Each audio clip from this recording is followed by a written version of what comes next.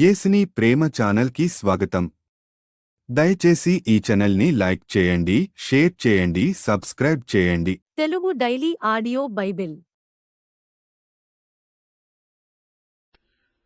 ఎస్తేరు గ్రంథము 7వ అధ్యాయము. రాజును హామానును రాణి అయిన ఎస్తేరు నొద్దకు విందునకు రాగా, రాజు, ఎస్తేరు రాణి, నీ విజ్ఞాపనమేమిటి? అది నీకు అనుగ్రహింపబడును. నీ మనవి ఏమిటి? రాజ్యములో సగము మట్టుకైనను నీకనుగ్రహించదనని రెండవ నాడు ద్రాక్షారసపు విందులో ఎస్తేరుతో అనెను. అప్పుడు రాణి అయిన ఎస్తేరు ఇలాగు ప్రత్యుత్తరమిచ్చెను. రాజా, నీ దృష్టికి నేను దయపొందిన దాననైన ఎడల రాజవైన తమకు సమ్మతి అయితే నా విజ్ఞాపనను బట్టి నా ప్రాణమును నా మనవిని బట్టి నా జనులను నాకనుగ్రహింపబడుదురుగాక. సంహరింపబడుటకును హతము చేయబడి నశించుటకును నేనును నా జనులను కూడా అమ్మబడిన వారము. మేము దాసులముగాను దాసురాండ్రముగాను అమ్మబడిన ఎడల నేను మౌనముగా నుందును. ఎలయనగా మా విరోధిని తప్పించుకొనుటకై మేము రాజవగు తమరిని శ్రమపరచుట యుక్తము కాదు. అందుకు రాజైన అహష్వేరోషు ఈ కార్యము చేయుటకు తన మనసు దృఢపరచుకున్నవాడెవడు? వాడేడి అని రాణియగు ఎస్తేరు నడుగగా, ఎస్తేరు, మా విరోధియగు ఆ పగవాడు దుష్టుడైన ఈ హామానే అనెను. అంతటా హామాను రాజు ఎదుటను రాణి ఎదుటను భయాక్రాంతుడాయెను. రాజు ఆగ్రహముంది ద్రాక్షారసపు విందును విడిచి నగరు వనమునకు పోయెను. అయితే రాజు తనకు ఏదో హాని చేయనుద్దేశించెనని హామాను తెలుసుకొని రాణి అయిన ఎస్తేరు ఎదుట తన ప్రాణము కొరకు విన్నపము చేయుటకై నిలిచెను. నగరు వనములో నుండి ద్రాక్షారసపు విందు స్థలమునకు రాజు తిరిగి రాగా, ఎస్తేరు కూర్చుండియున్న శయ్య మీద హామాను బడియుండుట చూచి, వీడు ఇంటిలో నా సముఖము ఎదుటనే రాణిని బలవంతము చేయునా అని చెప్పెను. ఆ మాట రాజు నోట రాగానే బంటులు హామాను ముఖమునకు ముసుగు వేసిరి. రాజు ముందర నుండు షండులలో హర్బోనా అనునొకడు, ఏలినవాడా, చిత్తగించుము, రాజు మేలు కొరకు మాటలాడిన మొర్దెకైని ఉరితీయుటకు హామాను చేయించిన 50 మూరల ఎత్తుగల ఉరికొయ్య హామాను ఇంటి యొద్ద నాటబడి ఉన్నదనగా, రాజు దానిమీద వాని ఉరితీయుడని ఆజ్ఞ ఇచ్చెను. కాగా హామాను మొర్దెకైకి సిద్ధము చేసిన ఉరికొయ్య మీద వారు అతనినే ఉరితీసిరి. అప్పుడు రాజు యొక్క ఆగ్రహము చల్లారెను. ఎస్తేరు గ్రంథము 8వ అధ్యాయము. ఆ దినమున రాజైన అహష్వేరోషు యూదులకు శత్రువుడైన హామాను ఇంటిని రాణి అయిన ఎస్తేరునకిచ్చెను. ఎస్తేరు మొర్దెకై తనకు ఏమి కావలెనో రాజునకు తెలియజేసిన మీదట అతడు రాజు సన్నిధికి రాగా, రాజు హామాను చేతిలో నుండి తీసుకొనిన తన ఉంగరమును మొర్దెకైకి ఇచ్చెను. ఎస్తేరు మొర్దెకైని హామాను ఇంటి మీద అధికారిగా ఉంచెను. మరియు ఎస్తేరు రాజు ఎదుట మనవి చేసుకుని అతని పాదముల మీద పడి, అగాగీయుడైన హామాను చేసిన కీడును, అతడు యూదులకు విరోధముగా తలంచిన యోచనను వ్యర్థపరచుడని కన్నీళ్లతో అతని వేడుకొనగా, రాజు బంగారు దండమును ఎస్తేరు తట్టు చాపెను. ఎస్తేరు లేచి రాజు ఎదుట నిలిచి, రాజవైన తమకు సమ్మతి అయిన ఎడలను తమ దృష్టికి నేను దయపొందిన దాననై రాజవైన తమ ఎదుట ఈ సంగతి యుక్తముగా తోచిన ఎడలను తమ దృష్టికి నేను ఇంపైన దాననైన ఎడలను రాజవైన తమ సకల సంస్థానములలో నుండు యూదులను నాశనము చేయవలెనని హమ్మెదాతా కుమారుడైన అగాగీయుడగు హామాను వ్రాయించిన తాకీదుల చొప్పున జరగకుండునట్లు వాటిని రద్దు చేయుటకు ఆజ్ఞ ఇయ్యుడి. నా జనుల మీదికి రాబోవు కీడును నా వంశము యొక్క నాశనమును చూచి నేను ఎలాగు సహింపగలనని మనవి చేయగా, రాజైన అహష్వేరోషు రాణి అయిన ఎస్తేరునకును యూదుడైన మొర్దెకైకిని ఇలాగు సెలవిచ్చెను. హామాను ఇంటిని ఎస్తేరునకిచ్చియున్నాను. అతడు యూదులను హతము చేయుటకు ప్రయత్నించినందున అతడు ఉరికొయ్య మీద ఉరితీయబడెను. అయితే రాజు పేరట వ్రాయబడి రాజు ఉంగరముతో ముద్రింపబడిన తాకీదును ఏ మానవుడును మార్చజాలడు. కాగా మీకిష్టమైనట్లు మీరు రాజునైన నా పేరట యూదుల పక్షమున తాకీదు వ్రాయించి రాజు ఉంగరముతో దాని ముద్రించుడి. సీవాను అను 3వ నెలలో 23వ దినమందు రాజు యొక్క వ్రాతగాండ్రు పిలువబడిరి.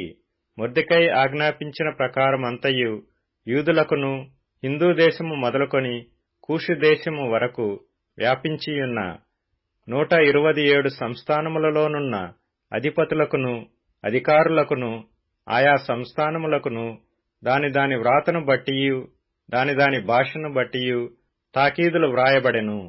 రాజైన అహష్వేరోషు పేరట తాకీదులు మొర్దెకై వ్రాయించి రాజు ఉంగరముతో ముద్రించి గుర్రముల మీద అనగా రాజనగరు పనికి పెంచబడిన బీజాశ్వముల మీద అంచెగాండ్రనెక్కించి ఆ తాకీదులను వారిచేత పంపెను.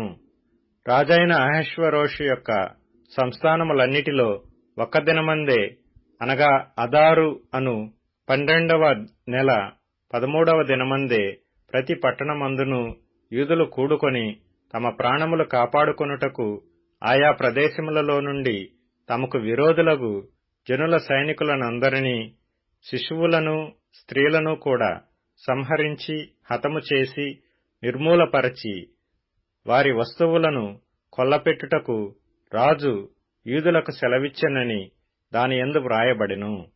మరియు ఈ తాకీదుకు ప్రతులు వ్రాయించి ఆయా సంస్థానములలోని జనులకందరికీ పంపించవలెననియు యూదులు తమ శత్రువుల మీద పగ తీర్చుకొనుటకు ఒకానొక దినమందు సిద్ధముగా ఉండవలెననియు ఆజ్ఞ ఇయ్యబడెను. రాజనగరు పనికి పెంచబడిన బీజాశ్వముల మీద నెక్కిన అంచెగాండ్రు రాజు మాట వలన ప్రేరేపింపబడి అతి వేగముగా బయలుదేరిరి. ఆ తాకీదు షూషను కోటలో ఇయ్యబడెను. అప్పుడు మొర్దెకై ఊదావర్ణమును తెలుపు వర్ణమును గల రాజవస్త్రమును బంగారపు పెద్ద కిరీటమును అవిసెనారతో చేయబడిన ధూమ్రవర్ణము గల వస్త్రములను ధరించుకొనినవాడై రాజు సముఖము నుండి బయలుదేరెను. అందునిమిత్తము షూషను పట్టణము ఆనందించి సంతోషముందెను. మరియు యూదులకు క్షేమమును ఆనందమును సంతుష్టియు ఘనతయు కలిగెను. రాజు చేసిన తీర్మానమును అతని చట్టమును వచ్చిన ప్రతి సంస్థానమందును ప్రతి పట్టణమందును యూదులకు ఆనందమును సంతోషమును కలిగెను. అది శుభదినమని విందు చేసుకొనిరి. మరియు దేశజనులలో యూదుల ఎడల భయము కలిగెను. కనుక అనేకులు యూదుల మతము అవలంబించిరి. ఎస్తేరు గ్రంథము 9వ అధ్యాయము. రాజు చేసిన తీర్మానమును చట్టమును నెరవేరు కాలము వచ్చినప్పుడు అదారు అను 12వ నెల 13వ దినమున యూదులను జయింపగలుగుదుమని వారి పగవారు నిశ్చయించుకొనిన దినముననే యూదులు తమ పగవారి మీద అధికారము నొందినట్లు అగుపడెను. యూదులు రాజైన అహష్వేరోషు యొక్క సంస్థానములన్నిటిలో నుండు పట్టణములయందు తమకు కీడు చేయవలనని చూచిన వారిని హతము చేయుటకు కూడుకొనిరి. వారిని గూర్చి సకల జనులకు భయము కలిగినందున ఎవరునూ వారి ముందర నిలువలేకపోయిరి. మొర్దెకైని గూర్చిన భయము తమకు కలిగినందున సంస్థానముల యొక్క అధిపతులను అధికారులను ప్రభువులను రాజు పని నడిపించువారును యూదులకు సహాయము చేసిరి. మొర్దెకై రాజు యొక్క నగరులో గొప్పవాడాయెను. ఈ మొర్దెకై అనువాడు అంతకంతకు గొప్పవాడొకటి చేత అతని కీర్తి సంస్థానములన్నిటి యందు వ్యాపించెను. యూదులు తమ శత్రువులనందరినీ కత్తివాత హతము చేసి వారిని నాశనము చేసి మనసు తీర తమ విరోధులకు చేసిరి. షూషను కోటయందు యూదులు 500 మందిని చంపి నాశనము చేసిరి. హమ్మెదాతా కుమారుడై యూదులకు శత్రువగు హామాను యొక్క 10 మంది కుమారులైన పర్షందాత, దల్పోను, అస్పాత, పోరాత, అదల్య, అరీదాత, పర్మష్త, అరీసై, అరీదై, వైజాత అనువారిని చంపిరి. అయితే కొల్లసొమ్ము వారు పట్టుకొనలేదు. ఆ దినమున షూషను కోటయందు చంపబడిన వారి లెక్క రాజునకు తెలియజెప్పగా, రాజు రాణి అయిన ఎస్తేరుతో, యూదులు షూషను కోటయందు 500 మందిని, హామాను యొక్క 10 మంది కుమారులను బొత్తిగా నాశనము చేసియున్నారు. రాజు యొక్క కొదువ సంస్థానములలో వారు ఏమి చేసి ఇందురో. ఇప్పుడు నీ మనవి ఏమిటి? అది నీకు అనుగ్రహింపబడును. నీవు ఇంకనూ అడుగునదేమి? అది దయచేయబడునని సెలవీయగా, ఎస్తేరు రాజువైన తమకు సమ్మతమైన ఎడల ఈ దినము జరిగిన చొప్పున షూషనునందున్న యూదులు రేపును చేయునట్లుగాను, హామాను యొక్క 10 మంది కుమారులు ఉరికొయ్య మీద ఉరితీయింపబడినట్లుగాను సెలవీయుడనెను. అలాగు చేయవచ్చునని రాజు సెలవిచ్చెను. షూషనులో ఆజ్ఞ ప్రకటింపబడెను. హామాను యొక్క 10 మంది కుమారులు ఉరితీయింపబడిరి. షూషనునందున్న యూదులు అదారు మాసమున 14వ దినమందు కూడుకొని షూషనునందు 300 మందిని చంపివేసిరి. అయితే వారు కొల్లసొమ్ము పట్టుకొనలేదు. రాజు సంస్థానముల యందుండు తక్కిన యూదులు కూడుకొని తమ ప్రాణములను రక్షించుకొనుటకై పూనుకొని అదారు మాసము 13వ దినమందు తమ విరోధులలో 75,000 మందిని చంపివేసి తమ పగవారి వలన బాధ లేకుండా నెమ్మది పొందిరి. అయితే వారును కొల్లసొమ్ము పట్టుకొనలేదు. 14వ దినమందును వారు నెమ్మది పొంది విందు చేసుకొనుచు సంతోషముగా నుండిరి. షూషనునందున్న యూదులు ఆ మాసమందు 13వ దినమందును 14వ దినమందును కూడుకొని 15వ దినమందు నెమ్మది పొంది విందు చేసుకొనుచు సంతోషముగా నుండిరి.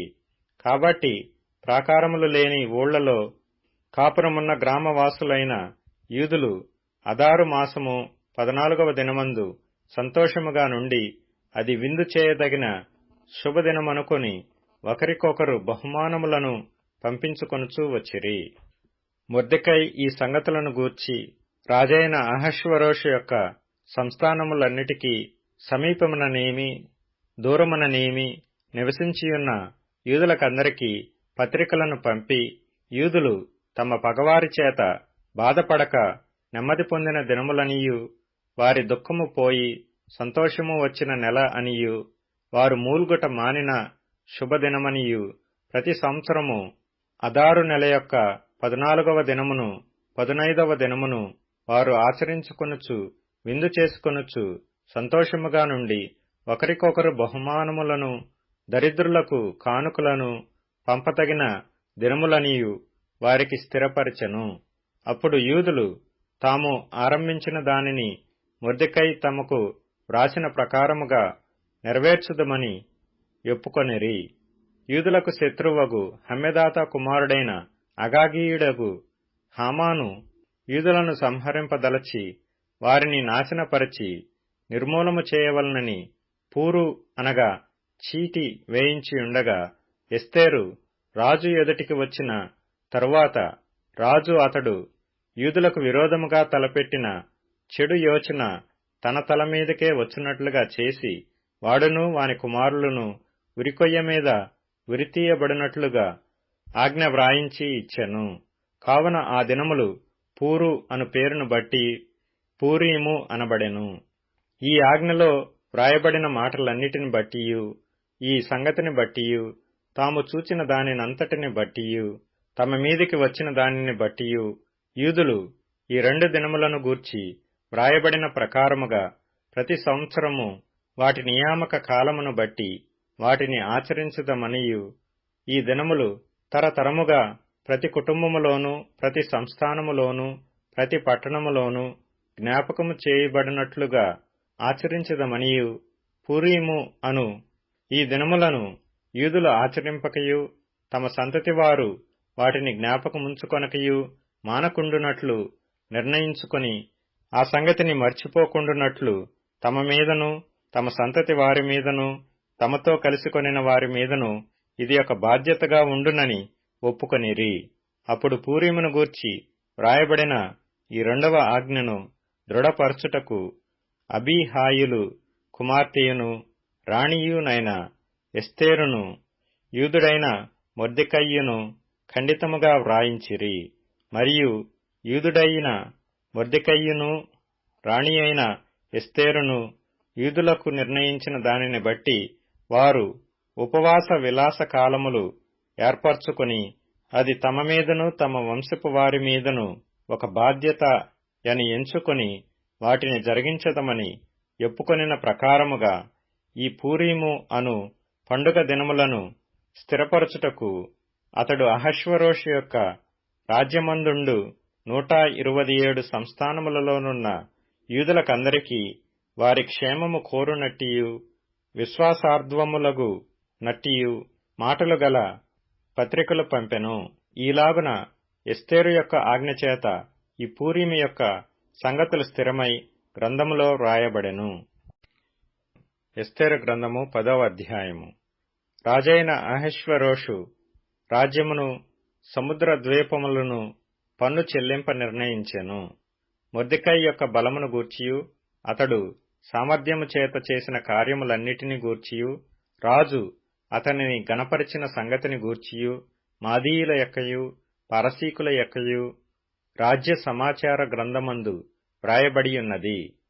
యూదుడైన మొర్దెకై రాజైన అహష్వేరోషునకు ప్రధానమంత్రిగా నుండి తన వారందరితో సమాధానముగా మాట్లాడుచు తన జనుల యొక్క క్షేమమును విచారించువాడును యూదులలో గొప్పవాడునై తన దేశస్థులలో చాలామందికి ఇష్టుడుగా ఉండెను. అపోస్తలుల కార్యములు 6వ అధ్యాయము. ఆ దినములలో శిష్యుల సంఖ్య విస్తరించుచున్నప్పుడు అనుదిన పరిచర్యలో తమలోని విధవరాండ్రను చిన్నచూపు చూచిరని హెబ్రీయుల మీద గ్రీకు భాష మాట్లాడు యూదులు సనుగసాగిరి.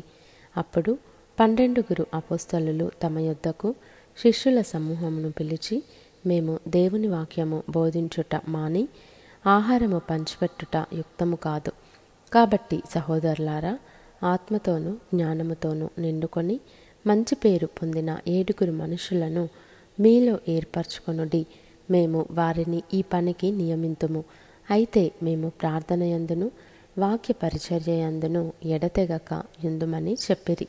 ఈ మాట జనసమూహమంతటికీ ఇష్టమైనందున వారు విశ్వాసముతోనూ పరిశుద్ధాత్మతోనూ నిండుకొనిన వాడైన స్టెఫను, ఫిలిప్పు, ప్రొకొరు, నీకానోరు, తీమోను, పర్మెనాసు, యూదుల మత ప్రవిష్టుడును అంతియొకయవాడును అగు నీకోలాసు అను వారిని ఏర్పరచుకొని వారిని అపోస్తలుల ఎదుట నిలువబెట్టిరి.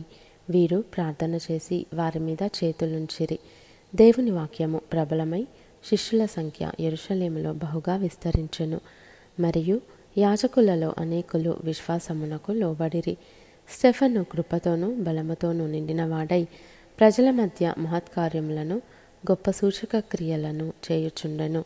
అప్పుడు లిబెర్తీనులదనబడిన సమాజములోను, కురేనీయుల సమాజములోను, అలెగ్జాంద్రియుల సమాజములోను, కిలికియ నుండియు ఆసియా నుండియు వచ్చిన వారిలోనూ కొందరు వచ్చి స్టెఫనుతో తర్కించిరి గాని మాటలాడుటయందు అతడు అగపర్చిన జ్ఞానమును అతనిని ప్రేరేపించిన ఆత్మను వారెదిరింపలేకపోయిరి.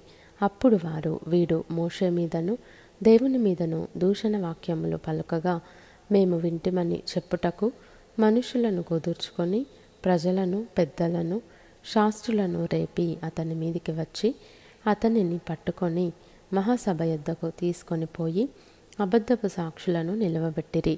వారు, ఈ మనుష్యుడెప్పుడునూ ఈ పరిశుద్ధ స్థలమునకును మన ధర్మశాస్త్రమునకును విరోధముగా మాట్లాడుచున్నాడు. ఈ నజరేయుడైన యేసు ఈ చోటును పాడు చేసి మోషే మనకిచ్చిన ఆచారములను మార్చునని వీరు చెప్పగా మేము వింటిమనిరి. సభలో కూర్చున్న వారందరూ అతని వైపు తేరి చూడగా అతని ముఖము దేవదూత ముఖము వలె వారికి కనబడెను. దయచేసి ఈ ఛానల్ని లైక్ చేయండి, షేర్ చేయండి, సబ్స్క్రైబ్ చేయండి.